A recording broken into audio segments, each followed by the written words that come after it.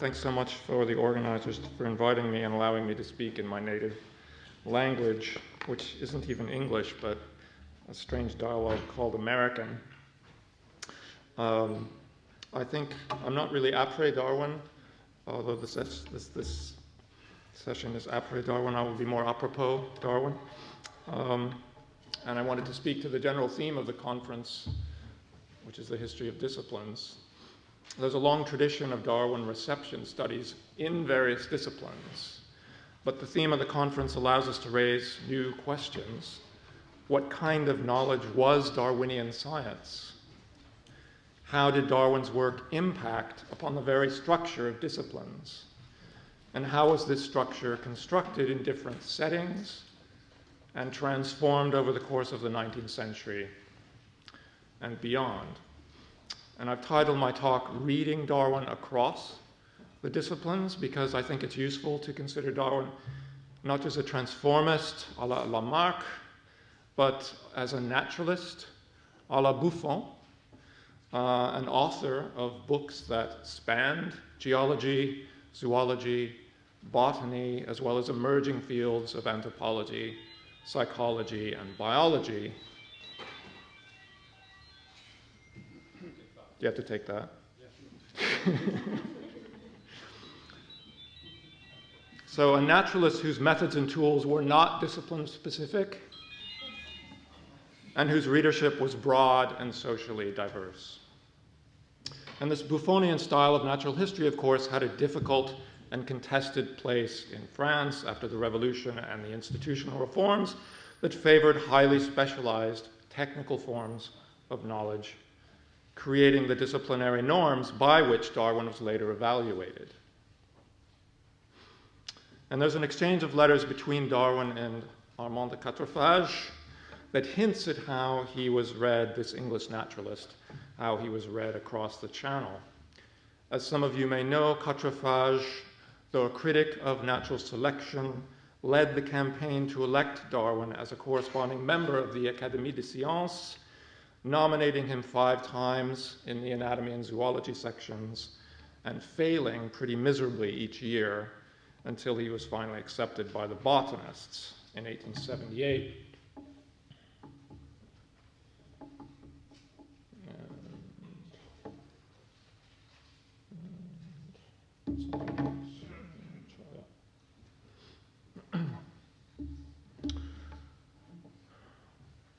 So he prepares his case in 1870 and he writes to Darwin for help.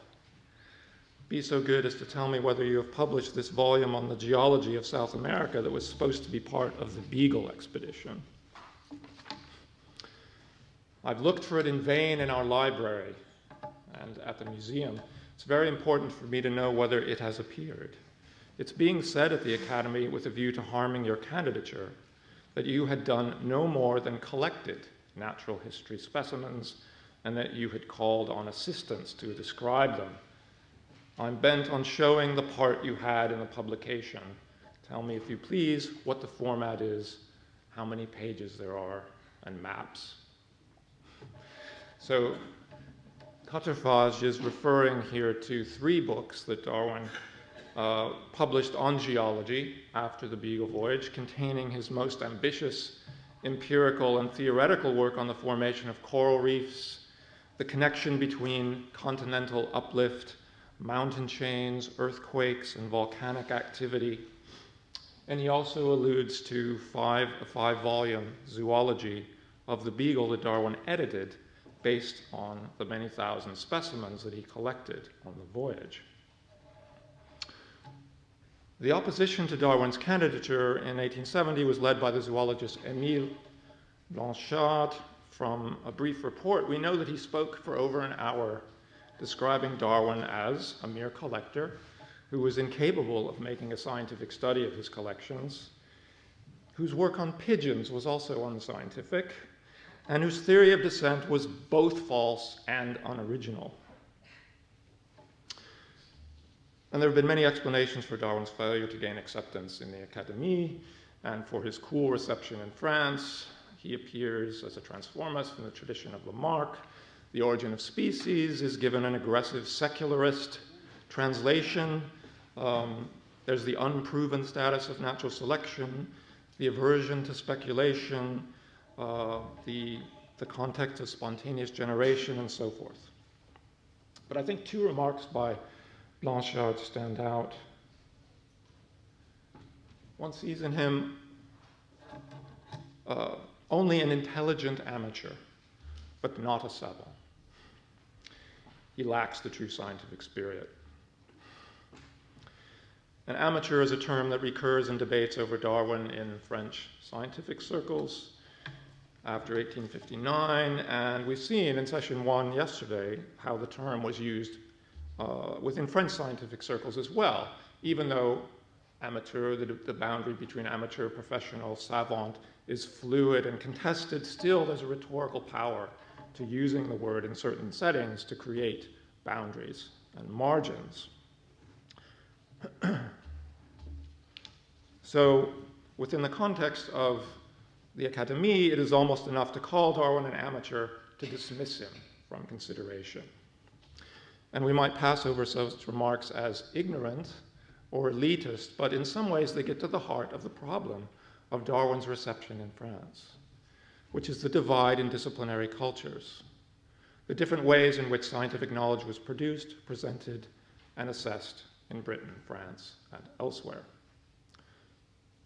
What's most striking both in Quatrefages' letter and Blanchard's remarks is that almost all of the scientific work that Darwin did after the voyage seems to count as little or nothing, or even to count against him in France. And yet all of this activity, and we might here include the 8 years he spent on a comprehensive study of barnacles, all of this had been undertaken by Darwin to gain scientific status, to establish respect as an astute observer, a cautious theorizer, a proven expert within different fields of natural history. Even the process of distributing and editing his collections was used to build a social network that brought him to the very center of London scientific society. The so-called assistants mentioned by Quatrefages were in fact the leading British experts on fossil mammals, quadrupeds, birds, and fish. So I want to look closer at this British amateur and his efforts to gain scientific credentials in Britain as a way of gauging the differences between different disciplinary cultures. So this portrait of Darwin as a young man was made after his return from the voyage, and it depicts him as a field naturalist without the accoutrements of learning. There's no books, no papers, no instruments, no study or library, only a specimen bag across his shoulders, his eyes gazing acutely outward and to the side. So this is Darwin as an observer and collector. And in later life, too, he's never shown with any props, just deep-set eyes and, of course, his signature beard. And this is in marked contrast to portraits of other scientific men in the period, even those like Thomas Huxley, who traveled extensively, or Cuvier, both young and old, who didn't travel at all.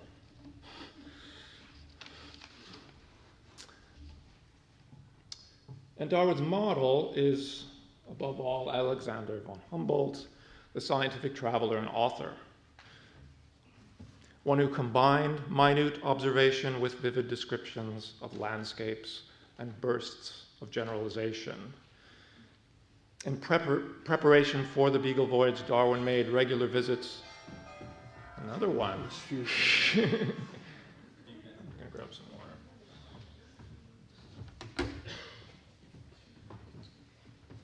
Turn off your phones. Turn off your phones.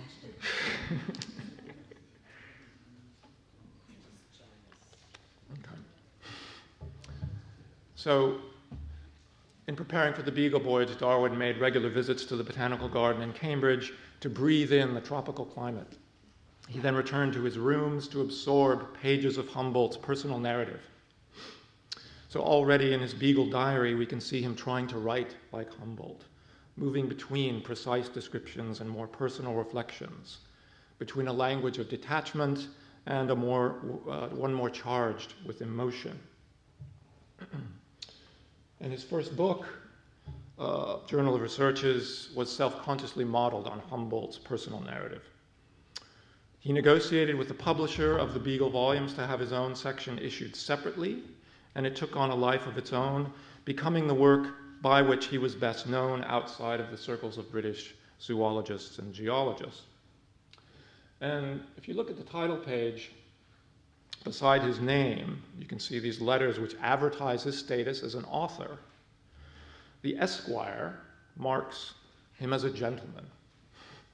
This very peculiar English title that carries no official rank, but distinguished a man above the common lot in manners and character rather than birth or wealth. M.A. is again peculiarly English, referring to his Cambridge degree and identifying him as a gentleman with a classical education and at least nominally Anglican. So these serve to complement the scientific credentials, FRS, Fellow of Royal Society, and Secretary to the Geological Society.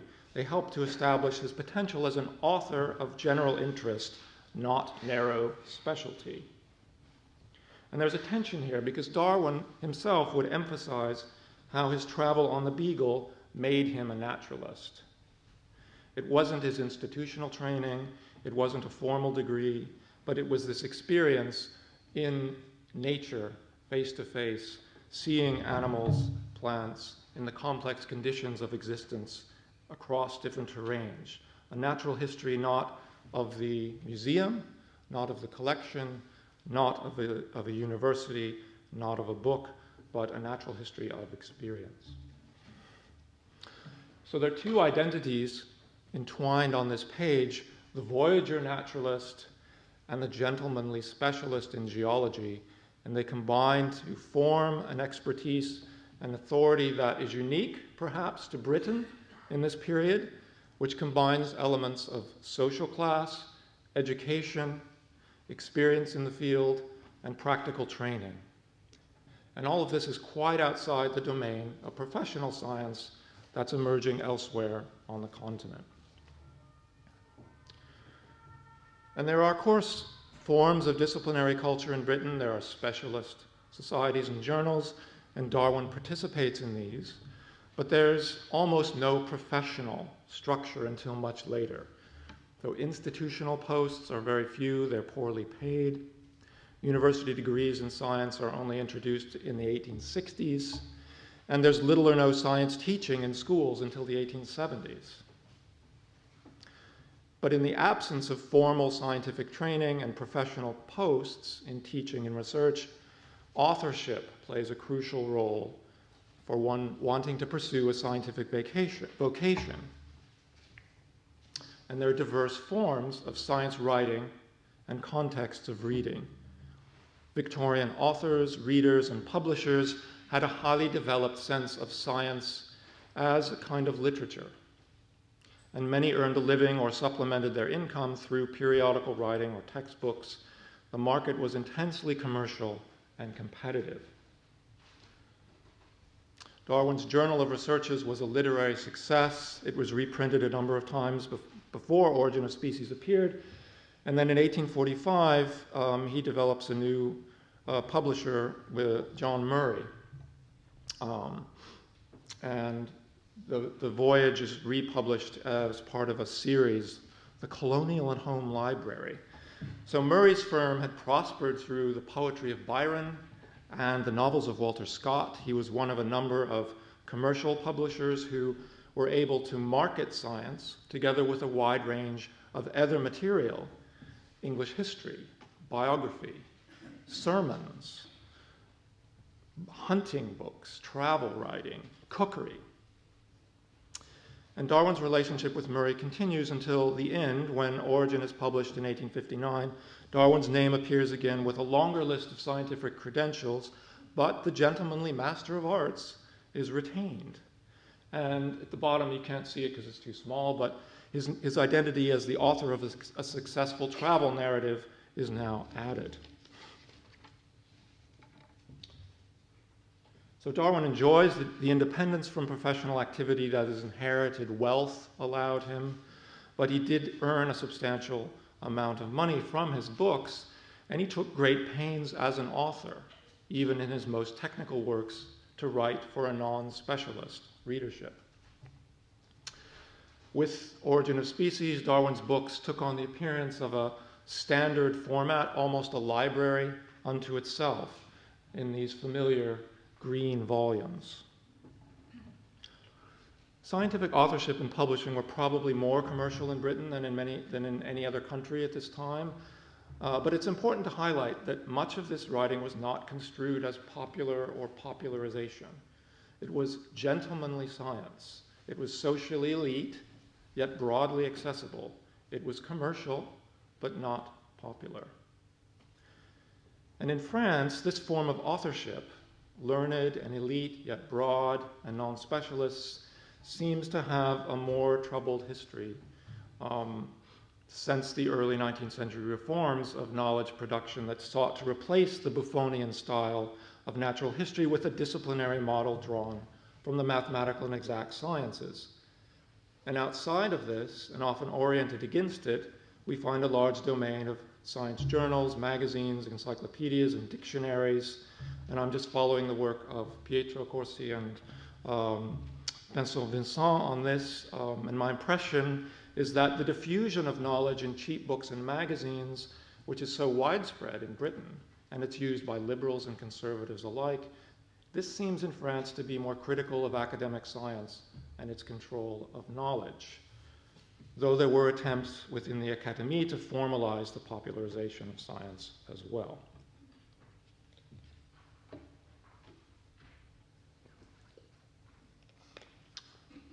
Darwin had a lot of difficulty finding a French publisher for Origin. None of his previous works had been translated. I won't discuss the complicated history of this translation or the controversial editions made by Clémence Royer, which have been well covered by others. Darwin finds a new French translator and publisher in 1867 through the German naturalist Karl Vogt, and Vogt warns him. He says, France is on the whole the worst market for scientific books that one can imagine.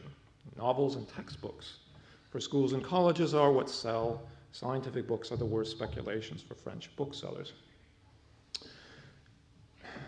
It's interesting to compare Darwin's books as they first appeared with the medical publisher Masson, and this is the usual French format for academic books, and then as they appear with his new publisher, Reinwald. This is the first work by Darwin to appear from Reinwald. It's his book on variation in 1868. And you can see how the French publisher tries to imitate the John Murray format with the hard cover, the green cloth, the gold embossing, far removed from the usual format for serious scientific books. In France, as if he's trying to carve out a new genre between academic and popular press. And Reinwald writes to Darwin, nothing has been spared to produce a fine book which is worthy of you and of the important subject that it addresses. And Reinwald eventually takes over publication of Darwin's works in France. There's a new translation of Origin, and all of Darwin's later works and some of the earlier ones are published by Reinwald as well. Now I just want to turn to look at a different form of work, really, Darwin's habits and places of work. And here we can find even more marked differences of disciplinary culture, I think, and scientific production. So, I missed this. Oops. Okay. Seemed to have missed one. Anyway, during his London years, Darwin was an active member of many learned societies.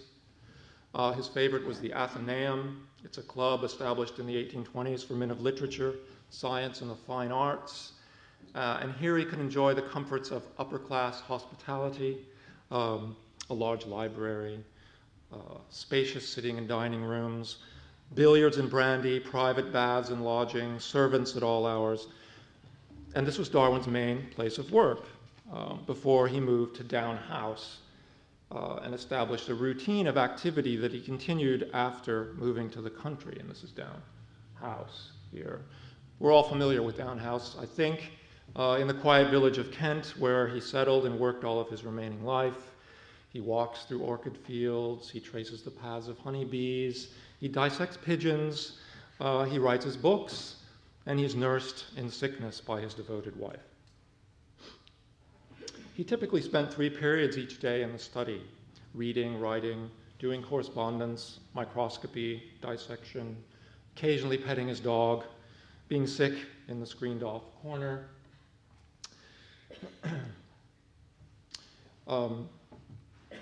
Intervals will pass in the drawing room, lying on the sofa, being read to. He enjoys listening to music and playing backgammon. He takes several walks a day. Sometimes he sits in the garden. All of this may look to us and to his 19th century academicians as a life of leisure, and it contrasts drastically with the working pattern of some of Darwin's contemporaries who held institutional posts. So Joseph Hooker at Kew Gardens, Huxley at the Royal School of Mines, with their 16-hour work days, their lecturing, their supervising, their examining, their committee work, their government commissions. For Darwin, however, the different rooms and spaces of his house and garden, the activities and rhythms, were all part of a regime of scientific labor. In his letters and journals, Darwin always gave the impression of being under tremendous pressure of work. He accounted for every day's output, recording the time spent on articles and books, as well as the time lost to family, to visits and illness. Interruptions and irregularities were upsetting, for the main point of all this movement about the house and about was to maximize scientific productivity. So even what might seem to be a leisure activity was actually, for Darwin, incorporated into a work regimen. And this is really the work discipline of industrial capitalism, the timekeeping, the regularity, the precise accounting for production and expenditure. And this kind of routine is usually associated with the factory system or middle-class professions. New systems of scientific observation, for example, at the Royal Observatory at Greenwich. But Darwin's regime was entirely self-imposed and curiously situated in a country house. Indeed, it positively required an expensive library, drawing room, and spacious garden. Darwin could only work himself to the bone in this manner because of his considerable wealth. And the intensity of work pervades his gentleman's study. It was not a place of polite conversation or gentlemanly display. His books are not bound in lovely leather covers. The desk is packed with scientific instruments and specimens, sometimes the remains of dissections. So from this domestic space, Darwin conducted his vast correspondence and broad reading, systematically extracting observations from a wide variety of sources, specialist monographs, scientific journals, but also garden magazines, animal breeding records, questionnaires, photographs, novels, plays, letters from poultry breeders, nurserymen, colonial officials, missionaries. Darwin the naturalist and country squire seems part of a genteel bygone age before the production of knowledge in university departments and national institutes with their factory-like laboratories, standardized training. But in Britain, where systematic science training was just becoming the norm toward the end of the century, the authority of science was rarely located in institutions or laboratories or precision instruments.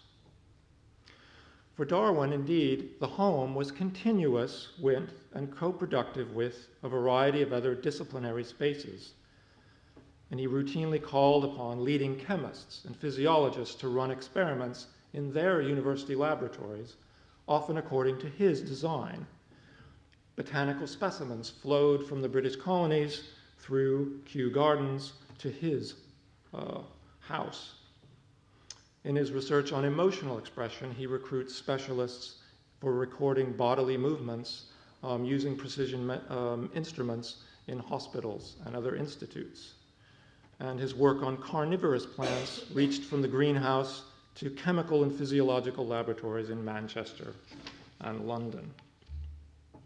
So with no institutional post, no botanical garden, no museum, no laboratory, working from home with his wife and children as assistants, Darwin came to possess some of the characteristics of an institution himself, occupying a stable center of authority, directing the research agendas of others, authoring a stream of publications based upon work by remote observers, collectors, and collaborators.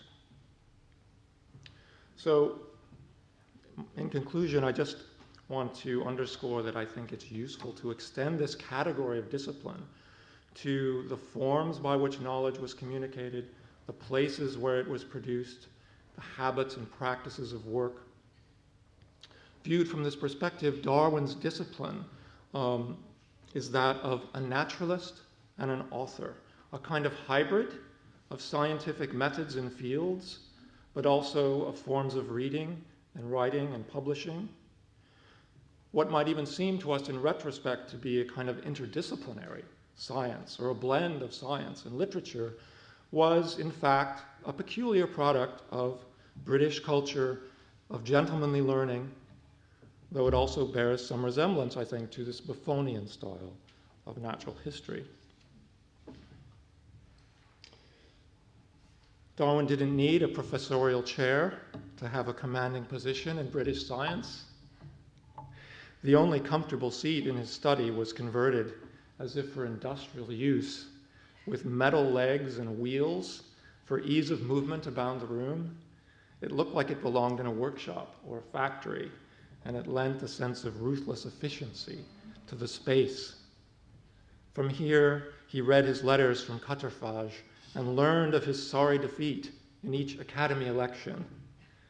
Please believe that I shall do what I can to make good the good cause win, Quatrefages wrote. But you are being strongly attacked. And during the Academy debate in 1870, Blanchard's lively oration against Darwin brought a few cheers, and one of the members of the audience, believed to be Eliot de Beaumont, shouted, "C'est de la science mousseuse," a science of bubbles. And from the quiet comfort of his chair, Darwin made a geological joke. If I had been present when M. Beaumont called my science frothy, I might have rejoined that my bubbles have not as yet all burst, whilst his two great bubbles of craters of elevation and the direction of mountain chains have everywhere, except in France, burst and vanished into thin air. Thank you.